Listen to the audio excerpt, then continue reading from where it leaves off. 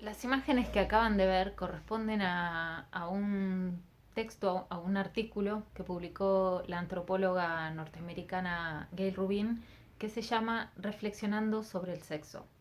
Es un artículo en donde ella empieza a analizar qué representaciones o qué maneras tradicionales tiene la cultura occidental de pensar sobre el sexo que contribuyen a que el sexo siga siendo un vector de opresión. Se construyen, se producen estratificaciones sociales.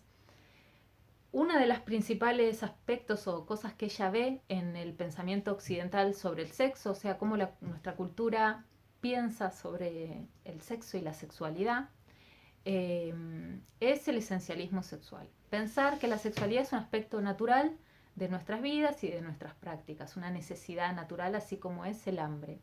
Sin embargo, ella así como el hambre también se satisface por múltiples y diversos hábitos, que es la cultura culinaria, las formas de producir los alimentos, de comer, también la sexualidad tiene toda una construcción social y nuestros hábitos y prácticas sobre la sexualidad son resultado de esa cultura y de esa construcción social.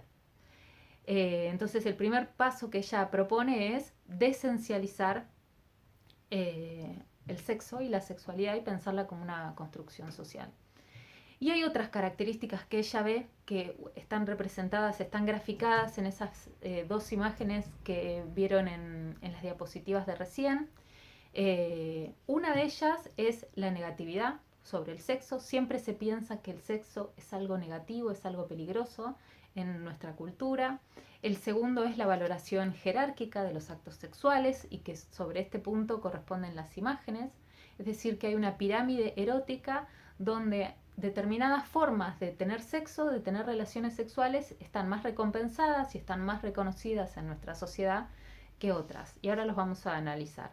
Y los otros dos aspectos problemáticos que ella encuentra en las formas en que nuestra cultura problematiza, piensa la sexualidad, son la teoría del peligro, pensar que siempre va que del dominó del peligro sexual, siempre que se corra un poco esa frontera sobre la sexualidad legítima y aceptada, va a desencadenar una serie de actos peligrosos, ¿no es cierto? Por ejemplo, cuando se discutía sobre el matrimonio igualitario, se pensaba que iba a haber que las familias iban a ser más promiscuas, o cuando se intenta también legalizar la interrupción voluntaria del embarazo, se piensa que se va a desatar una promiscuidad. O sea, hay una noción sobre lo peligroso de la sexualidad.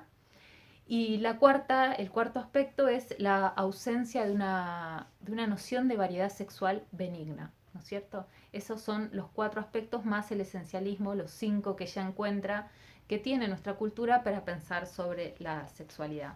En esas dos imágenes podemos ver, una es el círculo mágico, donde hay un centro que tiene las prácticas sexuales consideradas buenas, y en la otra la sexualidad anormal, la sexualidad extraviada. Por ejemplo, en la parte del interior de la sexualidad buena está la sexualidad en pareja, con finalidad reproductiva, que no es a cambio de dinero, que es heterosexual, que es una sexualidad sin objetos, y también dentro del hogar, no es en el espacio público, mientras que la sexualidad anormal, rara, peligrosa, que no está permitida, es en grupos, también con una diferencia etaria marcada entre personas del mismo sexo, con juguetes a cambio de dinero, y en esa distinción o en esa manera de crear estratificaciones sociales en torno a cómo se piensa la sexualidad, ella cree que hay injusticias sociales y lo llama injusticias eróticas,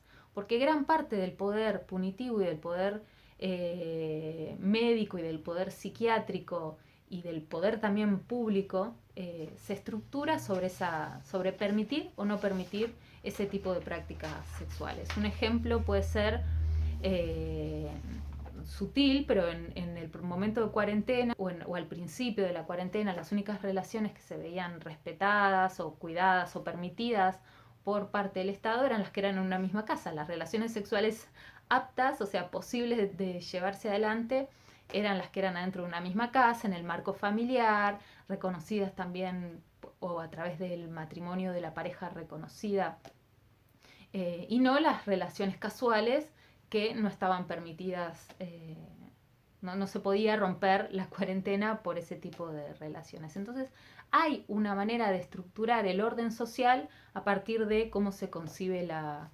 sexualidad. La otra imagen ya no es un círculo y no es tan dicotómica, sino que hay como diferentes barreras, fronteras, que ella las dibuja con esos paredones, donde va habiendo gradaciones de esas jerarquías sexuales y de esa pirámide. Y hay cosas que están cada vez un poco más toleradas y más permitidas, pero esa frontera siempre sigue existiendo y se siguen generando exclusiones y desigualdades sociales cuando pensamos a la sexualidad también como un eje de diferenciación social y como un eje de construcción de desigualdades.